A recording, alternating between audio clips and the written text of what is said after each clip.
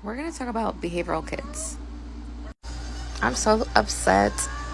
I literally spent 10 minutes. It was a whole video. I was going in explaining this.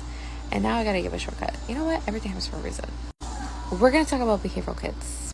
I am creating this platform because I want to share a behavioral perspective. Okay, as a behavioral analyst, I worked in the school, the home, the clinic, residential, consulting. I've worked in many different environments, working with a lot of different people and also a lot of different levels and also across a lot of different spectrums and disabilities and environments and people. I can share the perspective from my learners that I've worked with. As a BCBA, especially if we're doing consulting in the school districts, we are called in for help. We are the behavioral specialists. You need to get a BCBA in here because we need to determine why this kid is acting out the way he is. So we are the help. We come in, we do an FBA or an ecological assessment. Ecologicals are not that common. They're a lot of work. FBAs, you're getting a functional behavioral assessment. With this FBA, you ideally should have at least 3 days, especially in school. I wanted, like we were in school too. You need 3 days for 3 data points for baseline because you need to see the variability. Okay, so if you can, you need to be in the school 3 days and see the whole entire day. I know that's not feasible for a lot of you, but you need to. Let me tell you something. When you have this position and you see the full day, you literally understand your learner completely. And you can see how the different environments, and I'm specifically speaking on behalf of the middle school, high school, because guess what? I would never want to work in that environment because it's not set up for our learners. Let me tell you why. Transitions. You know how many transitions are in just a regular school day for elementary?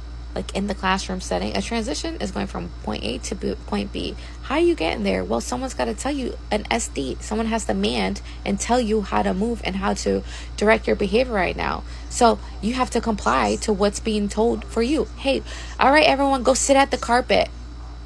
That's a demand. All right, everyone. And that's also a transition. Everyone go to your locker, put your things away, put this, put that, pass your paper up.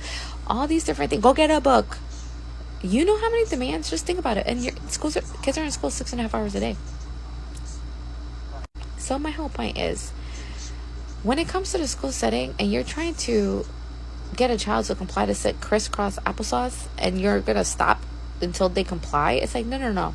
You got bigger fish to fry, dude. Like, this kid can only tolerate 5 minutes before he tries to elope or he tries to destruct property or he's ready to be aggressive. Do you see what I mean? If a kid can only last 5 minutes, you think he could last 6.5 hours? We need to determine the function. We need to address the function by promoting functional communication training, finding ways to get them to be able to advocate on behalf of themselves, because we're not supposed to be with them, supporting them for the rest of their life in the school system. We're supposed to fade ourselves out. How do we fade ourselves out? We have to instill these skills in them so that they know how to advocate for themselves, so they can say, hey, I need help. They can raise their hand. Hey, I gotta use the bathroom. Hey, can you repeat that again? Maybe they have ADHD and they forgot what the orders or instructions were. Orders, instructions, demands, those all fall underneath the same category. Consider them cousins, okay? Because you get what's told when you hear compliance, order, instructions, directions. See what I mean? Those are all ways that tell you what you should be doing right now. And for a lot of our learners who have inflexibility, or maybe they have ODD, or maybe they have PDA, so whenever you place a demand on them, it's like, so now they already have that attitude, and it's like, excuse me? So now they're like that. And how many demands do you put in 30 minutes? Do you understand the perspective I'm trying to share? In the school setting, especially if a kid is a behavioral kid, you cannot expect overnight growth. We need to slowly shape this behavior up so that they can tolerate longer than 15 minutes. They can tolerate a whole reading session. They can tolerate a whole math session, okay? They can tolerate it until the next transition. Do you see what I'm trying to say? is that you have to be a very extremely patient, but you have to be open to understanding that we are the ones helping them navigate this environment and teaching them the skills they need to be successful for the next step that they're taking. Because you're never going to do the terminal behavior first. You need to teach all those prerequisite skills. So, hey, okay, the order, the demands, the directions, the instructions were to go sit at the carpet, crisscross applesauce. Okay, that was the first direction. By the time they get to the carpet, they're not sitting crisscross applesauce. So now you got to tell them again. Well, guess what? Now it's like, yo, you just got me from point A to point B. Like, do you really want to fight this transition when you know that you guys worked so hard just to get to this point right now? So it's like, oh my God, we finally made it to carpet without no behaviors. And now let me not push it real quick. Let a master come into the carpet, and then let's slowly shape up the crisscross applesauce by complimenting people. Oh, I like how long you're sitting crisscross applesauce. Nice job sitting crisscross applesauce. Jayla, Ayla, Dayla, all these people. So it's like you're going to compliment people around you, because that is one way. It's called DRA. You're going to direct the attention to somebody else, because children love attention. So if they see another kid getting attention, guess what they automatically do? Like, oh, they got attention by sitting let me sit crisscross applesauce. And now it's almost as if you gave them the direction, but you don't have to directly tell them, so that it's a verse. It gives them a stigma because they're always getting told what to do. Instead, you're going to compliment the behaviors that you want to see in your classroom, because those kids that are not behaving the way that they do, they see that they get attention when they do behave the way they do, because all they hear is what they should be doing, but it's actually what someone else is doing, and I'm modeling it.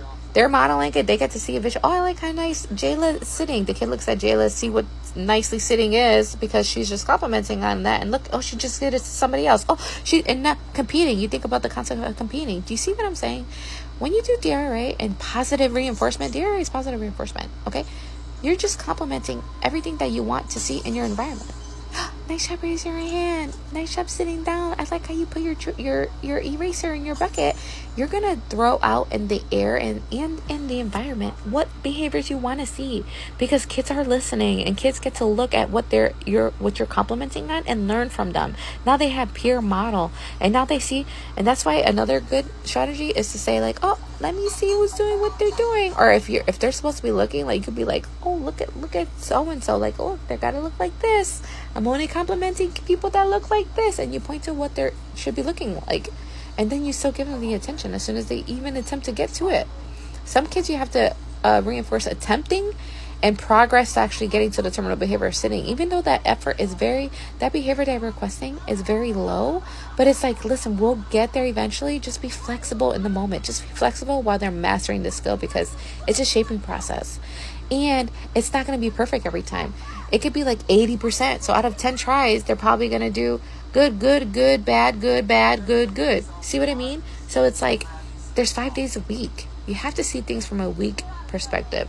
Like, don't think of it in the now. You have to slowly, like, okay, we lasted 5 seconds. Okay, now we got to go a little bit. You could say, I got a break. I need to run. You know what I mean? Or raise your hand first and ask your teacher, so that, like I said, we're fading ourselves out, but we are working as a team with the learner so that they know, hey, we have to raise our hand, not you. You don't make it sound like you, because that's placing another demand on them on top of the demands. To be honest, when you're RBT or you're working one-to-one, especially with our learners, whenever the teacher gives a demand, you better see it as she's giving us the demand. Like, okay, what do we have to do next? Did you hear Miss So-and-so? Most of the time, they didn't even hear the instruction, because they're not paying attention to the teacher. They're only paying attention to what's in front of them right now, because they don't have the attention span to actually look up when they're 3 rows back and she's kind of far away, and the notebook is more interesting right now. Do you see what I mean? Or the sticker where the numbers are, the math, that is more when he wants to peel the tape. Can you understand the learner's point of view now?